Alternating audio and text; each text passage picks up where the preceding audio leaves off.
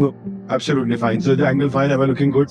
Are my hair looking as good as Sudeep? Are they looking as dense as Sudeep? Am I looking as intelligent as Sudeep? Am I? No, I'm not. Okay, so anyway, that was a no. No one responded.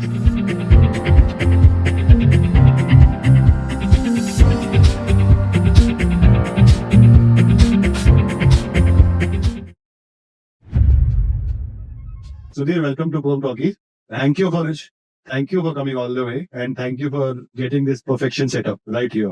Right, you come with all the experience of anchoring. How have you been, my friend? I'm very good, Pankaj. Just being busy, as you know, news keeps you busy all the time. Absolute. और news के industry में आप अपना कल कभी plan नहीं कर सकते. अपना कल क्या आप अपना आज की शाम प्लान नहीं कर सकते. बिल्कुल. So that's the fun part of this industry. ये आपको कभी भी स्टेबलाइज नहीं होने देती. एंड इसका एक और चैलेंज है जो मेरे को लगता है एडवांटेज भी है, दैट अगर daily 9 to prime time news करनी है, you have to discipline your life also lot. बिल्कुल. क्या क्या सैक्रिफाइस करना पड़ता है? तो आपका सबसे बड़ा सेक्रीफाइस तो ये है कि आपकी सोशल लाइफ बिल्कुल खत्म हो जाती है. आप वीकडे में कभी भी शाम को कहीं नहीं जा सकते.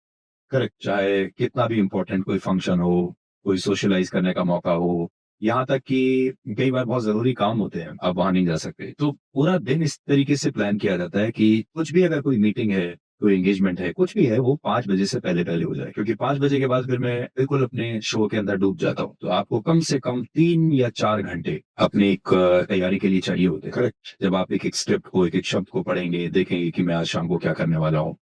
तो फिजिकली अगर आप देखें तो 9 बजे से लेकर 10 बजे तक you have to be at your peak of energy. आपकी जो एनर्जी है, आपका जो मूड है, आपका दिमाग के काम करने की जो क्षमता है, वो हर चीज उस समय अपने पीक पर होनी चाहिए. बिकॉज पूरे दिन में आपका जो परफॉर्म करने का टाइम है वो है 9 से 10 बजे. करेक्ट. तो मैं पूरे दिन अपनी उस एनर्जी को बचा के चलता हूँ, कंजर्व करता हूँ कि वो खर्च नहीं हो जाए. और जब खर्च करेंगे हम, तो हम 9 बजे से लेकर 10 बजे तक सारी एनर्जी खर्च. करेक्ट. चाहे वो दिमाग की एनर्जी है, चाहे वो शरीर की एनर्जी है, चाहे वो आपका कंसंट्रेशन है. मूड का अच्छा रहना बहुत जरूरी है. You must like what you are saying, you must like what you are doing at that point, so that you can converse with audience. Where the conversation होगी नहीं, that's a one way presentation. तो एक अच्छे show में बहुत सारी चीजें जाती हैं. सिर्फ यही नहीं है कि एक प्रोडक्शन कैसा हो गया, या कौन सी स्टोरीज आपने पिक कर ली, या आप क्या कह रहे हो. उसके अंदर बहुत सारी मेहनत, बहुत सारा डिसिप्लिन जाता है. उसकी तैयारी सुबह से होती है. आई समझ. अच्छा, मेरा एकदम उल्टा है. I switch off my phone at 8 o'clock. I am so blessed that way. That's why it's a big sacrifice. रात को डेली 9 बजे न्यूज करना. मैं digital detox which I been doing for a long time. 7 7:30 I switch off the phone and I switch it on the next morning at 7:30. अगर सुबह 4 बजे उठना है और 12 बजे सोगे, 4 बजे उठोगे कैसे? Come with a lot of sacrifice. काश मैं भी ये सब कर पाता, बट हम तो अपना फोन कभी बंद कर ही नहीं सकते हैं. और my schedule is just opposite to yours. आप जल्दी सो जाते हो, जल्दी उठते हो. मैं बहुत देर से सोता हूँ और बहुत देर से उठ रहा हूँ, तो मेरा दिन बहुत देर से शुरू होता है. I know that we had the trips and all, we've seen it. But it's a difficult life. It's a challenge. हम लोग पहले बहुत करा करते थे. Chrome used to do opinion polls in multiple channels and all, and I used to do the prime time in terms of representing my company. But it does take a toll on the health. I realized that. इसलिए after a point we said let the team do it, and then we gradually filmed it. But hats off. It takes a lot of effort to be live every single day, 9 to 10, every week, every month, and every day coming out with a story in a format. And news is not only about कि आज क्या पढ़ा वो check करके announce कर दिया. It's about communicating. Correct? So tell me now, I want to keep this section more on journalism. Journalism मेरे हिसाब से हम लोगों ने जो रिसर्च किया है, it's the art of storytelling. Breaking news तो आपको WhatsApp से भी पता लग जाता है what is happening or not, right? But how do you communicate with an audience, and how do you tell them what they want to know in a format that they'll listen to you for more than 30 seconds? आज के ज़माने में तो reels का ज़माना है, 30 second ज़्यादा attention नहीं होते. So I'm just giving you a heads up. इसके बाद I'll come to something which you are expecting, and you are labeled as the poster boy of Godi Media. So you can talk about it. I would like you to define that. But before that, let's talk about the art of storytelling. How do you manage to tell a story every day? And I like the rule of 3. You break everything into 3 things, right? A, B, and C. बिल्कुल. तो Pankaj, actually पूरी लड़ाई ये है कि आजकल जो सबसे बड़ी करेंसी है किसी के पास, it's not money, it's time and their attention. तो आप किसी भी व्यक्ति से उसकी सबसे कीमती चीज मांग रहे हो, उसका टाइम मांग रहे हो, उसका ध्यान मांग रहे हो, और हो सकता है लोगों के पास इतना टाइम ना भी हो कि वो आपको दें. तो जब तक आप कुछ ऐसा नहीं करेंगे जो कि उन्हें जानने की इच्छा है, तब तक वो आपको नहीं सुने. वो जमाना अलग था जब ऑप्शंस नहीं थे लोगों के पास, और लोग खबरें सुनने के लिए टीवी पर आते थे, सोशल मीडिया के समय से पहले. उस समय जो भी आप बताते थे वो सुन लिया करते थे. It used to be a one way street. लेकिन अभी ऐसा नहीं है. तो अभी जब तक आप अपने व्यूअर को ब्रेकिंग न्यूज के अलावा ये नहीं बताएंगे कि ये खबर उनको इम्पैक्ट कैसे करती, तब तक वो खबर अधूरी रहेगी। तो आज हमारा जो व्यूअर है वो क्या जानना चाहता है कि आपने खबर तो बता दी, ब्रेकिंग न्यूज तो एक 5 मिनट का कॉन्सेप्ट है, आप कुछ हुआ आपने बता दिया, लेकिन वो 5 मिनट के बाद क्या है? तो 5 मिनट के बाद व्यूअर पूछता है कि how does this affect me, मेरी जिंदगी पर इसका क्या असर डालेगा? What happens to my money, what happens to my family, what happens to my children, what happens to my future. या ये सारे जवाब आपके पास होने चाहिए, और तब वो खबर जो है आप कह सकते हो कि वो अपने आप में एक संपूर्ण खबर, और इसे worthy of being worthy of your time. yes और इसीलिए डिकोड में हम सबसे ज्यादा जो कोशिश करते हैं वो होती है एक्सप्लेनर्स। हम ज्यादा से ज्यादा खबरों पर एक्सप्लेनर्स देने की कोशिश करते हैं। सो मतलब इसमें आप ये कह सकते हो कि viewer tells you that he says don't tell me what happened, tell me why it matters. yeah what happened I know what happened I know, क्योंकि आपके पास मल्टीपल सोर्सेज है ये जानने के लिए कि हुआ क्या है। और आज व्यूअर के हाथ में उसका स्मार्टफोन है, उसका मोबाइल फोन है, Yeah. और आप नहीं, पता नहीं कितने उसके पास सोर्सेज है जानने के। Yeah. बट ऐसे आज भी बहुत कम लोग हैं जो उसको सरल भाषा में बता सकें कि इस खबर का मतलब उसके जीवन के लिए, उसकी फैमिली के लिए, उसके फाइनेंस के लिए, उसके फ्यूचर के लिए, उसके बच्चों के लिए क्या है। So that's the whole idea. so the Strait of Hormuz is shut उसका implication ये होगा कि cost of crude oil इतना बढ़ेगा, तो उसका implication होगा आप जो पेट्रोल ले रहे हो वो इतने से इतना जा सकता है, that is of interest। But Hormuz पे 4 बॉम्ब छोड़ दिए, फिर पीछे सायरन चल रहे हैं, that is something which I am personally not in favor of। What is your view in this of siren bombing, siren reporting बोलते हैं हम इन लोग को, you also call it siren reporting, right? Yeah. लोगों को प्रभावित करना, डराना, is that the right way to present news? मुझे लगता है और इसका दोष क्या है? रेटिंग्स हैं। इसका दोष आप ये कह सकते हो कि रेटिंग्स है, क्योंकि मुझे नहीं लगता कि किसी के अंदर इतना ज्यादा दिमाग अभी कोई सोचता है न्यूज रूम्स में, वेरी सॉरी टू से, कि वो ये सोचे कि हमारे व्यूअर को एक्चुअली क्या चाहिए। सो ज्यादातर न्यूज रूम्स में जब प्लानिंग होती है कि किसी स्टोरी का ट्रीटमेंट कैसे होना है, तो वो उनके जो पास्ट एक्सपीरियंस है रेटिंग को लेकर, कि कब किस प्रोग्राम का, किस स्टोरी की रेटिंग ज्यादा आई थी, किसकी कम आई थी, कब हमने क्या किया था तो रेटिंग ज्यादा आ गई थी, उसको आधार मानकर उसके बाद फिर उसको नहीं, इसका सुधीर जैसा कन्फेशन, इसके कुछ हद तक गुनहगार हम भी हैं, क्योंकि वी हैव सीन टूल्स जहाँ पे मिनट बाय मिनट डेटा आता है, और वो मिनट बाय मिनट का ग्राफ चल रहा है लेकर सेंसेक्स, और आइटम ने जैसे चलाना शुरू किया, सायरन की आवाज आई और it goes up, and then जैसे शांत हो जाता है, you go story comes down। So this is basically corrupting the audiences, dumbing the audiences। बिल्कुल, मैं पूरी तरीके से आपसे अग्री करता हूँ, और इसके लिए मैं आज नहीं, मैं बहुत पहले से ये बात कहता आ रहा हूँ कि रेटिंग्स ने न्यूज इंडस्ट्री की जो क्रिएटिविटी है, उसके जो सोचने समझने की जो क्षमता है, जो एडिटर्स पहले सोचा करते थे, उसको बिल्कुल खत्म कर दिया है। और आज आप ब्लाइंडली रेटिंग्स को फॉलो मैकेनाइज्ड हो गए। What the system is saying, ये इस टाइम ये बोलना, ये करना, everything is getting mechanized, which is a terrible story। So the poster boy of Godi Media, how do you define that? Because I still talk to a lot of people, और ये सच है, किसी से भी मैं बात करता हूँ ना, Sudhir, we talk, we meet people, अच्छा सुधीर चौधरी, अच्छा good thing, everyone doesn't, no one questions, कौन सुधीर, कौन चौधरी, कौन, सबने देखा है, across generation, we'll come to that। But again, you are often labeled as that the guy who drives this Godi Media thing। What's your view on? Pankaj, मैं इसको ऐसे देखता हूँ कि ये सिर्फ एक सोशल मीडिया द्वारा दिया गया एक नाम है, एक टर्म है। वो एग्जिस्ट करती है या नहीं एग्जिस्ट करती, nobody is bothered about. But social media क्या करता है कि आजकल सोशल मीडिया ऐसी चीजों को आपके सामने लेके आता है जो बहुत बार एग्जिस्ट भी नहीं करती। जैसे गोदी मीडिया के आज गोदी मीडिया के बारे में बात होती है।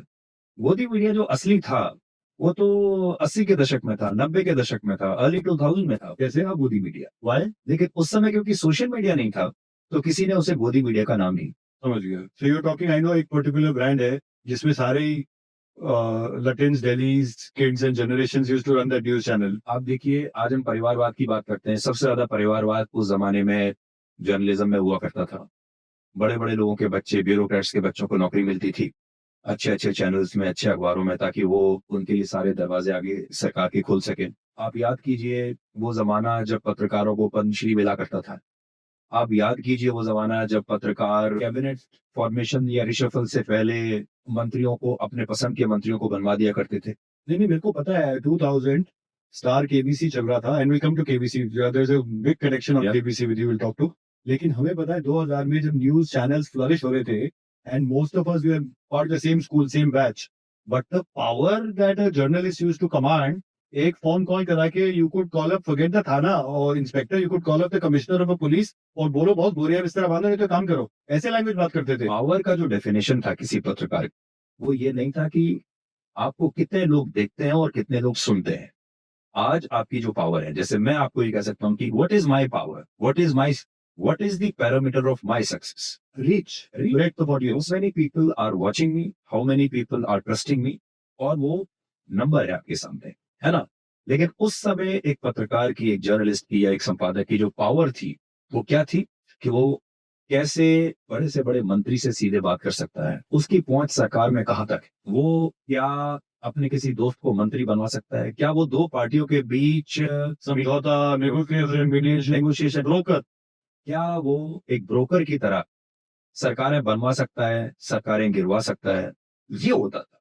और लोग उस समय अगर किसी नेता या किसी पार्टी के करीब होते थे, तो वो पार्टी खुद आके, वो नेता कहता था कि कल के अखबार में ये छाप दीजिए, कल के या आप अपने शो में ये कह दीजिए तो उसका असर ये होगा, फिर हम ये करेंगे। पूरा रोड मैप पत्रकारों के साथ, और इसीलिए तो उनको इतने अलविदा करते थे। आज भी मैं आपको कहता हूँ, आज आप उस एरा के पत्रकारों को देखिए, आपको बहुत सारे पत्रकार ऐसे मिलेंगे जो बड़े-बड़े फार्म हाउसेस में रहते हैं। आपको बहुत सारे ऐसे पत्रकार मिलेंगे जो आज भी प्राइवेट प्लेन्स में चलते हैं। आपको ऐसे कितने संपादक मिलेंगे जिनके पास आज बहुत पैसा है। किसी ने अपना अखबार खोल लिया है, किसी ने अपना चैनल खोल लिया है। मैं आज आपसे एक पूछना चाहता हूँ कि आप मीडिया को इतने समय से देख रहे हैं। मीडिया में किसी अच्छे सीनियर से सीनियर बेहतरीन जर्नलिस्ट की या किसी एडिटर की सैलरी कितनी होगी? क्या आज आप उस सैलरी इसमें मैं थोड़ा 200 करोड़ रुपए का आप कोई प्रॉपर्टी खरीद सकते हैं? नहीं, नहीं खरीद सकता। But just a counter Sudeep, you are amongst the highest paid anchors in the world. बिल्कुल। लेकिन Pankaj, that is my salary, that is the money I am receiving and that is in white and declared and approved by the government. मैं उसका tax देता हूँ। सारी दुनिया को मेरे बारे में तो चलो, अजीब बात यह है कि मेरी सैलरी पूरी दुनिया को पता है कि मैं कितना पैसा कमाता हूँ, बाकी किसी को तो पता भी नहीं होगी। नहीं, सबसे ज्यादा है और कई गुना ज्यादा है, मेरे को काफियों की पता है। ठीक है ना? ज्यादा नहीं, काफी ज्यादा, it is multiples, but I think it's a matter of pride Sudeep. Of course वो कमाया, अगर डिक्लेयर कमाया और उसको if you flash your money then what is the harm यार? मैं पूरा टैक्स भरता हूँ। जितना पैसा मैं मुझे कहीं भी किसी भी चैनल में मिलता है, वो मेरी परफॉर्मेंस के आधार पर मिलता है। मेरी क्षमता के आधार पर कि मेरा शो कितना रेवेन्यू जनरेट कर सकता है, कितनी व्यूअरशिप जनरेट कर सकता है। That is the cost of that viewership and the money that channel is earning because of my show. Which is correct. So I know I have the data of your show, which I will talk about separately. लेकिन इससे थोड़ा frustration होती है because हमारे problem क्या है in our country. मैं example देता हूँ छोटा सा, Singapore somewhere, people, if I buy shopping bag, taxi driver मुझे बोलता है thank you for shopping in Singapore, they are so patriotic.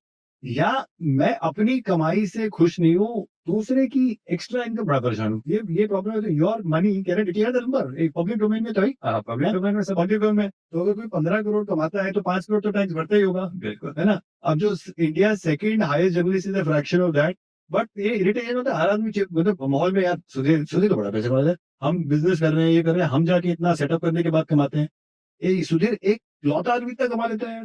ये देखो कैमरा वाले परेशान हो गए, ऑल ओवर सब परेशान हो गए 15 सुन के।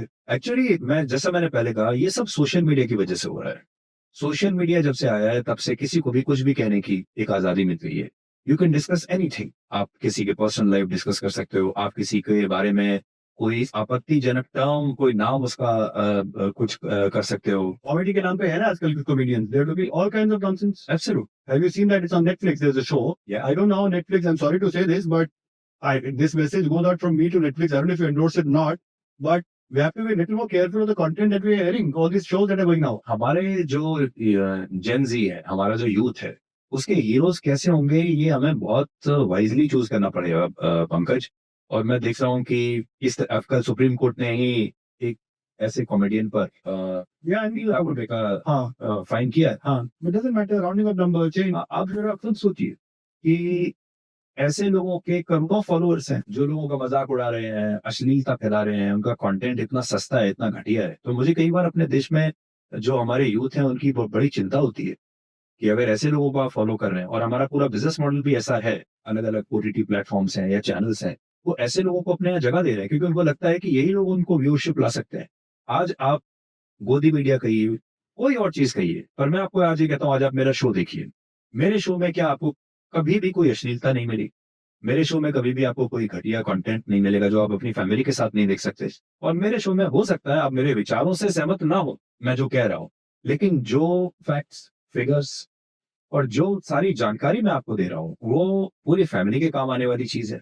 आपके बच्चों के काम आने वाली चीज है। और कितनी बड़ी संख्या में मुझे लोग मिलते हैं जो कहते हैं कि हम अपने एग्जाम की जब तैयारी करते हैं तो हम आपका शो देखते हैं और हमें इतना फायदा होता है क्योंकि आप नई नई चीजें निकाल के लाते हैं। The entire show is data driven, उसके अंदर बहुत मेहनत लगती है। अब सिर्फ इसलिए क्योंकि वो आपकी विचारधारा को सूट नहीं करता, क्योंकि आप कुछ और कहना चाहते हैं और मैं कुछ और कह रहा हूं।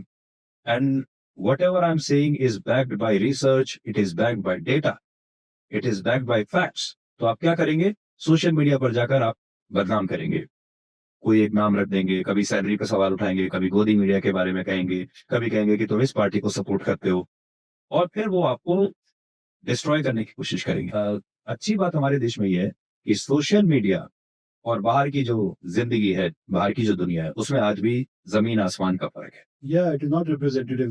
जो सबसे बड़ी irony which you said on Gen Z, जो मुझे भी I get worried, is the fact that controversy, abuse, why does it generate views and likes and loves and all? और हम में से कोई कुछ बोल के देख दे अभी, and if you make even a sensitive comment against the gender, you will be trolled. Totally You will be trolled till the cows come home. मतलब हालत खराब हो जाएगी. ट्रोलिंग तो अभी it has become part of the business model. आपने कहा ना कि आप कैसे पूरे दिन काम करते हैं, तो शो करने के बाद जब मैं घर जाता हूँ तो मेंटली पूरी तरह तैयार होता हूँ कि आई माइट बी ट्रोल्ड। और शाम को जब रात में मैं घर जाता हूँ तो मैं देखता हूँ कि क्या रिएक्शन आ रहा है, और बहुत बार ऐसा ही होता है कि वो ट्रोलिंग शुरू हो जाती है। एक बड़ी इंटरेस्टिंग बात मैं आपको बताता हूँ। फ्राइडे का शो खत्म करने के बाद कुछ ऐसा होता है कि फ्राइडे का शो खत्म करने के बाद I want to slow down, क्योंकि अगले दिन सैटरडे है, संडे है, और मैं सोचता हूँ कि मैं स्विच ऑफ कर लूँ पूरी दुनिया से, अपना मोबाइल फोन भी बंद कर लूँ, जैसे आप कई बार कर लेते हैं। लेकिन कुछ ऐसा होता है कि जब मैं सैटरडे को सुबह उठता हूँ और जैसे ही मैं अपना फोन देखता हूँ तो मैं अपने आप को ही पाता हूँ कि मैं ट्रेंड कर रहा हूँ, और फिर मैं देखता हूँ, और उसके बाद वो पूरा 2 दिन जो है वो उसी को देखते हुए फिर आप फायर फाइटिंग करेंगे, फिर आप देखेंगे कि ये क्यों हो रहा है। उसमें से बहुत बार आपके ऊपर गलत आरोप लग जाते हैं, एंड देन आपको ये लगता है कि सोशल मीडिया एक अलग ही दुनिया है जो आपके इंटेंशंस को नहीं देखती, आपकी मेहनत को नहीं देखती, वो सिर्फ और सिर्फ नेगेटिविटी के ऊपर थ्राइव करती है। Yeah. Social media, I have my own reservations on the fact because social media somehow thrives on sadism. A, right, तो अगर आप परेशान हैं तो लोग उस बात से खुश हैं, इसलिए हर आदमी भला बुरा कुछ भी चल रहा है, I am doing so well, correct, airport तक पहुंच गया तो वो बोल देगा मैं यूएस का ट्रिप मार के आया हूँ, you know, just to, it's a very somehow it's a very fake world, but social media and reality are two बिल्कुल अलग अलग चीज है। दो बिल्कुल opposite sides of the horizon है। Something more interesting now, story telling, and I realise this, मेरा आज से 20 25 27 28 30 बहुत बड़े हो गए सुधीर हम लोग इंडस्ट्री में, वेरी लॉन्गेस्ट बहुत ज्यादा टाइम है। मेरा सबसे बड़ा वीक पॉइंट था public speaking. I remember I was in distribution, but gradually I started enjoying it and now I love it. Yeah. And who better than you to talk about public speaking. अभी कई लोगों से, अब जेन जी है या अलग लोग हैं, लोग बात करते हैं ना, वो वन वे कम्युनिकेट करते हैं, बोलते बट सुन नहीं पाते, और बोलते जाते हैं सुनते नहीं है, right. What is the art of speaking to an audience? मैं वन ऑन वन की बात नहीं कर रहा, how do you speak to 7 million people in a day? So Pankaj, सबसे पहले आपको ऑडियंस की तरह सोचना पड़ेगा और ये देखना पड़ेगा कि आप उन्हीं ऑडियंस में से एक हैं। आप क्या सुनना चाहेंगे, आप किसी चीज को कैसे सुनना चाहेंगे, आप किस भाषा में सुनना चाहेंगे।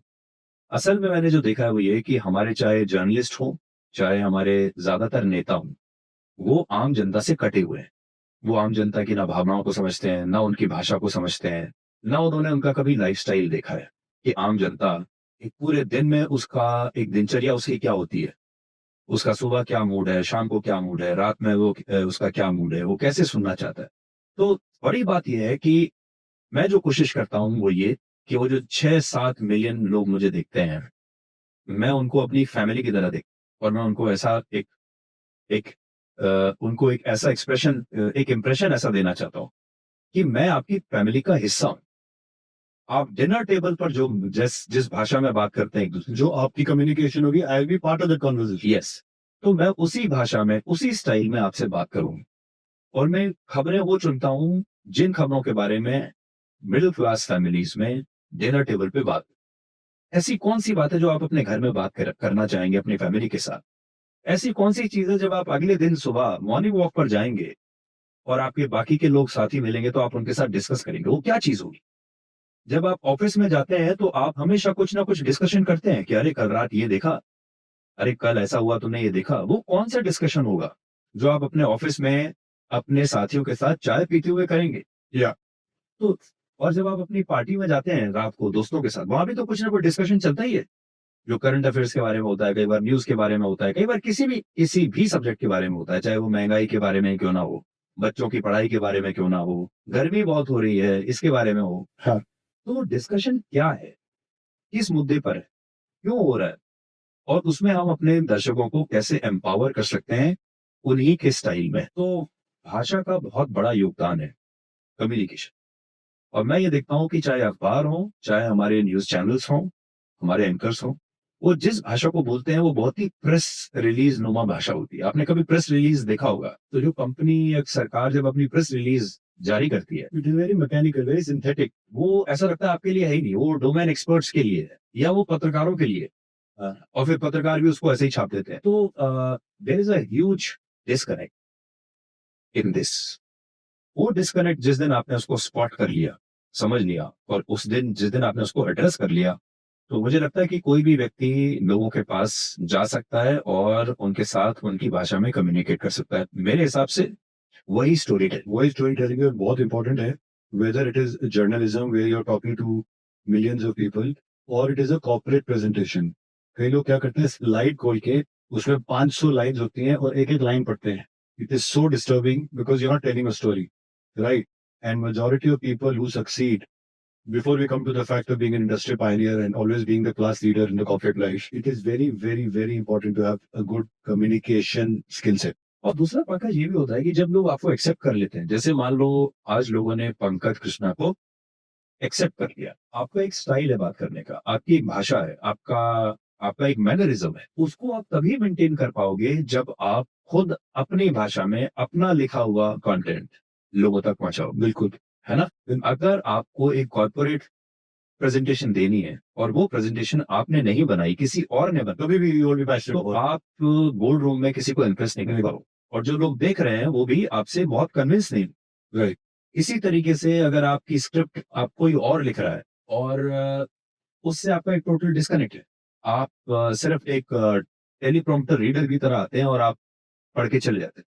ज्यादातर एंकर्स जो डिस्कनेक्ट होते हैं लोगों के साथ, वो वही होते हैं जिनके प्रोड्यूसर्स जो है वो लिख के रखते हैं, वो शाम को आते हैं और शाम को आने के बाद वो उसको पढ़ देते हैं। या फिर बहुत सारे लोग आज ऐसे भी हैं जो कि सिर्फ डिबेट करना चाहते हैं।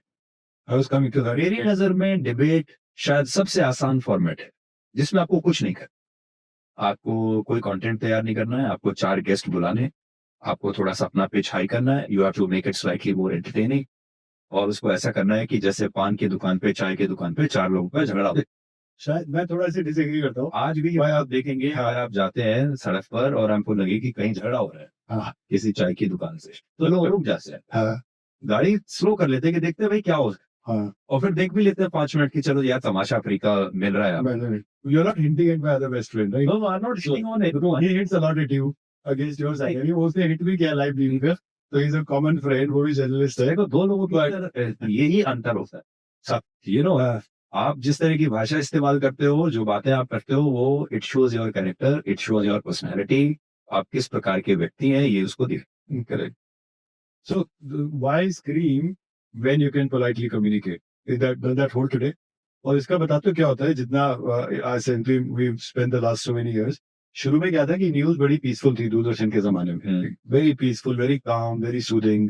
फिर एक चैनल आया, फिर दूसरा चैनल आया, फिर सूदिंग चलते गए, फिर किसी को एहसास हुआ कि सब लोग शांति से बात कर रहे हैं, अगर मैं चिल्लाना शुरू कर दूं तो शायद मेरी बात सुन ले लोग, तो उसने चिल्लाना शुरू कर दिया, फिर दूसरे ने चिल्लाना शुरू कर दिया, फिर तीसरे ने। Now the voices have become louder and louder, but Sudhir Chaudhary is breaking the clutter by not being louder. So he said, let me not scream, let me just communicate because there are so many people shouting, I will go slow. Is that right? क्योंकि पंकज अगर आपके facts strong है, अगर आपका content strong है, अगर आप जानते हैं कि आप क्या कहने वाले हैं, तो आपका जो वॉल्यूम है, आपका जो पिच है, वो नीचे रह ऐसा मुझे लगता है। तो जो नॉइज है वो एक टेम्परेरी अटेंशन आपको दे सकती है, लेकिन जो कामनेस वो क्रेडिबिलिटी देती है। हाँ, ऐसा मुझे लगता है। नॉइज एक टेम्परेरी अटेंशन होगा, तो आखिरकार जो दर्शक हैं वो इस गुस्से को देखकर थकने लगते हैं और आज लोग थक रहे हैं उस गुस्से से। शुरू में ये जब नया एक फॉर्मेट आया था, it became a business model, लोगों को लगा कि भाई एक नई चीज हम देख रहे हैं, देखो नेताओं का कितना अपमान हो रहा है, क्योंकि लोगों का एक गुस्सा था नेताओं के प्रति और लोगों को लगता था कि इन नेताओं से कोई सवाल क्यों नहीं पूछता। तो शुरू में लोगों को ये बड़ा अट्रैक्टिव लगा जब ये हुआ, लेकिन वो धीरे धीरे नेताओं से सवाल पूछने की बजाय वो नेताओं का जानबूझ के अपमान होने लगा, फिर वो एंटरटेनमेंट बन गया। कोई भी चीज जब ऑर्गेनिक से बढ़कर एक बिजनेस मॉडल बन जाती है You know, that is damaging, whether it's news or तो anything. फिर वो नहीं चलती। तो आज जितना भी आप जो देखते हैं हमारे जो टोन है वो ऑर्गेनिक नहीं है, वो एक बिजनेस मॉडल है, वो एक कंपल्शन बन गया है। तो जैसे ही उसमें आपने मिलावट की, जैसे ही उसमें एक नकलीपन आया, वो दर्शकों को फिर होल्ड नहीं कर, Yeah. ऐसा मुझे लगता नहीं, करेक्ट। हर बुराई में अच्छाई भी मिलती है और अच्छाई में बुराई भी मिलती है। है। एक मैं आपको और अपना अनुभव बताता, जब 2013 या 14 में मैं जी में डीएनए शुरू कर रहा था, तो हमने एक एजेंसी से कंसल्ट किया। उस एजेंसी ने कभी भी किसी मीडिया कंपनी को कंसल्टेंसी नहीं दी थी। उन्होंने मुझसे एक सवाल पूछा जब हम उनके साथ बैठते थे, सेशंस करते थे, कि कोई भी बड़ी कंपनी जब मार्केट में एक नया प्रोडक्ट लाती है तो एक मार्केट रिसर्च करती है। आप कोई भी साबुन, गो टू मार्केट स्टडी। आप कोई शैम्पू लाते हैं, कोई गाड़ी लाते हैं, कोई भी चीज, कपड़ा लाते हैं, तो देखते हैं कि मार्केट में किस चीज की जगह है, लोग क्या क्या चाहते हैं, कैसा प्रोडक्ट हमें मार्केट में लाना चाहिए। तो एक सर्वे किया जाता है, स्टडी की जाती है मार्केट की। उसने मुझसे पूछा कि क्या आपने कभी मार्केट में कोई स्टडी की है, कोई सर्वे किया है कि लोग क्या देखना चाहते हैं। उसने मुझसे पूछा कि आप जो हेडलाइन बनाते हैं या जो आपके शोज आते हैं सुबह से लेके रात तक, जो जिसको हम एफपीसी बोलते हैं, किसी भी चैनल में आप देखेंगे सुबह से Big Punch, yeah. और उसके अलग अलग शो चलते हैं, 5 बजे आएगा, 6 बजे, 7 बजे, 8 बजे, 9 बजे, ऐसा। तो उन्होंने पूछा कि इस जो आपने ये सारे शोज बनाए हैं, इसके पीछे क्या लॉजिक है। मान लीजिए मैंने कहा कि दोपहर में लोग सास बहू और सीरियल देखते हैं, इसलिए हमने ये डाल दिए। सुबह लोग भक्ति और एस्ट्रोलॉजी देखते हैं, इसलिए हमने ये डाल दिया। शाम को 5 बजे या 6 बजे लोग डिबेट देखते हैं, तो हमने ये डाल दिया। तो उसने मुझसे एक सवाल किया कि ये इस निष्कर्ष पे आप कैसे पहुंचे, आपको किसने बताया कि सारी हाउसवाइफ जो है वो सिर्फ सीरियल देखना चाहती हैं। ये आपके पास कोई स्टडी है, आपने कभी किसी हाउसवाइफ से आप मिले हो। assumption है। तो हमने कहा कि लगता है सभी ऐसा करें। नाम भी कर लेते हैं। भाई आप देखिए ना, आज आप देखेंगे सारे channels Same they follow the सुबह एस्ट्रोलॉजी, भक्ति, दोपहर में सीरियल सास बहू, ये शाम को डिबेट, उसके बाद 9 बजे अब वो सबका भी सुपर 9 बजे भी आ जाएंगे। अच्छा 9 बजे अब नया आगे कि 9 बजे विश्लेषण या फिर डिबेट। ऐसा कैसे हो सकता है कि सारे के सारे जो चैनल थे वो एक ही जैसा सोच रहे हैं। It is a run of the mill. ऐसा कैसे हो गया। हाँ, इसका मतलब ये है कि nobody is thinking। yeah. तो जब मैं डीएनए को लॉन्च कर रहा था तब उन्होंने मुझे कहा कि you should go out and meet people, और मैं लोगों के पास गया और मुझे याद है उस समय सुभाजी थे। Actually Subhaji was the pioneer and he started this entire exercise. और हम लोग देश भर में गए। सबसे बड़ी बात आप देखिए ये है कि एक चैनल का प्रमोटर वो खुद आपके साथ जा रहे हैं, वो कह रहे हैं कि मैं भी गांव में जाऊंगा, मैं भी लोगों से मिलूंगा। हर तरह के लोगों से हम लोग, That is a good answer. हम हर प्रकार के लोगों से मिले, डॉक्टर, इंजीनियर, वकील, पढ़े लिखे लोगों से भी मिले, एक धोबी से भी मिले, एक ड्राइवर से भी मिले, एक किसान से भी मिले, गांव में भी गए, एक कस्बे में भी गए और एक मेट्रो शहर में भी गए, स्टूडेंट से मिले, हाउसवाइफ से मिले, और उन सबसे हमने ये पूछा कि आप क्या देखना चाहते हैं। और जो कुछ उन्होंने बताया उसको हमने उसकी क्रंचिंग की, और क्रंच करके जो उसमें से निकला वो आप डीएनए में उस समय आपको देखने को मिला था। And that's why that show was totally different. But मेरा जो अनुभव था वो मेरे साथ रह गए, और उसके बाद मैंने जितने भी शोज बनाए और जो मैंने अपना एक स्टाइल तैयार किया, उस दिन मुझे समझ में आया कि बाहर जो आपका व्यूअर बैठा है वो आप जैसा सोच रहे हो उससे बिल्कुल अलग सोचता है। बिल्कुल ठीक बात है। तो ये चेंज वहां से आया। मैंने उस चेंज को इसलिए नहीं किया था क्योंकि वो एक बिजनेस मॉडल था। Yeah. मैंने उसको इसलिए किया था because I found it to be very close to the reality and Yeah. Truth. Yeah. लेकिन बाद में वो एक बिजनेस मॉडल बन गया। Yeah. तो लोगों ने उस समय कहा था 2013-14 में कि भाई हमको खबर समझ में नहीं आती, आपने हमें बता तो दिया कि ये हो गया, कि डिटेल नहीं किया, एनालिसिस कौन कर रहा है? लेकिन मेरे गांव में शुगर केन की खेती करता हूँ, मुझ पे क्या असर पड़ेगा, ये तो आपने बताया नहीं। तो वहां से वो एक्सप्लेनर्स का इन्वेंशन हुआ कि एक्सप्लेन करना चाहिए। आज एक्सप्लेनर जो है वो एक वर्टिकल बन गया है। अगर आप देखें, आज आप किसी न्यूज़पेपर में, वेबसाइट में, रिटेल स्टोर में जाएंगे, क्योंकि नहीं एक एक्सप्लेनर्स का एक वर्टिकल होना चाहिए, बिकॉज लोग उसको देखते हैं। Yeah. No, I completely relate. मैं तो खैर रिसर्च फॉर्म में चला रहा हूँ. So we do a lot of research. ये मूवीज के साथ भी होता है. अगर आप फॉर्मेट देखेंगे OTT सीरीज का, एक सर्टन एलिमेंट हर स्क्रिप्ट में होगा. आज की डेट में अब्यूजेस आर वेरी इंपॉर्टेंट. जितनी आप वाहियात, जितनी अश्लील गाली दोगे, उतना ज्यादा you will get more traction. Movies का हुआ था, दिस हैपेंड 10 साल पहले, जब 7 मूवीज चैनल हो गए थे. रिसर्च ने किसने कर दिया, मेजोरिटी लोग, 70% लोग एडवेंचर देखना चाहते हैं. तो रात को everyone adventure. But one smart cookie said, अगर 70 लोग एडवेंचर देखना चाहते हैं, बाकी 30 क्या देखना चाहते हैं, कॉमेडी, तो उसने मैं कॉमेडी चला देता हूँ. You have to differentiate. But more than the differentiation from a business point of view, as a news channel, I completely believe it is a responsible business, and telling people things that matter to them, letting people know things that affect their life is very important. और शायद इसीलिए Sudhir, before I move to the next session, Decode alone, you and I both know the numbers, you have hit 1.67 billion views, right? So congratulations on that. Thank you, Pankaj, and that's more than than India's population. That number of views. Views का definition, the number of view, 30 seconds count of view, but it's a very, very strong number. आजकल, just to give you a context, if you watch YouTube या आप CTVs पे देख रहे हैं, views will run into hundreds and thousands and all. But 1.67 billion views, important for you to know, on the back of no gali, on the back of no controversy, on the back of no obscenity, on the back of storytelling, is commendable. Right? So this is so much, और it gives me a lot of hope. ये करके कि अगर आज आप साफ सुथरा content देते हैं, एक फैमिली शो बनाते हैं, मैंने हमेशा से ये कोशिश की थी कि मैं India's first family news show बनाना चाहता हूँ, जिसको कि पूरी फैमिली एक साथ बैठ के न्यूज देख सके. जो कि आपको याद होगा, पहले हम दूरदर्शन में किया भी करते थे, ऐसा होता था, पूरी फैमिली बैठ के टीवी देखती थी. लेकिन उसके लिए क्या है कि सारी जो 3 जनरेशन होती है फैमिली की, उन सब के काम का कुछ ना कुछ ऐसा होना चाहिए कि हर जनरेशन का जो मेंबर है वो उसके साथ कनेक्ट करे. सबके साथ कुछ ना कुछ होना चाहिए, यू नो. तो वो हमारी कोशिश रहती है. और एक और पॉइंट पे मैं बताना चाहता हूँ कि लोग ऐसा कहते हैं कि भाई 2014 के बाद क्या अंतर आया, 2014 से पहले क्या, और लोग इस एरा को सिर्फ मोदी मीडिया और बीजेपी और कांग्रेस से सीमित करके उसमें भटक जाते हैं कि अभी क्या अंतर आया.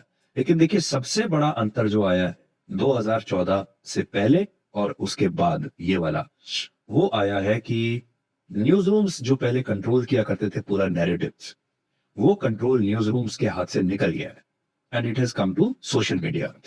2014 से पहले एक टीवी चैनल दूसरे टीवी चैनल के साथ कंपीट करता था.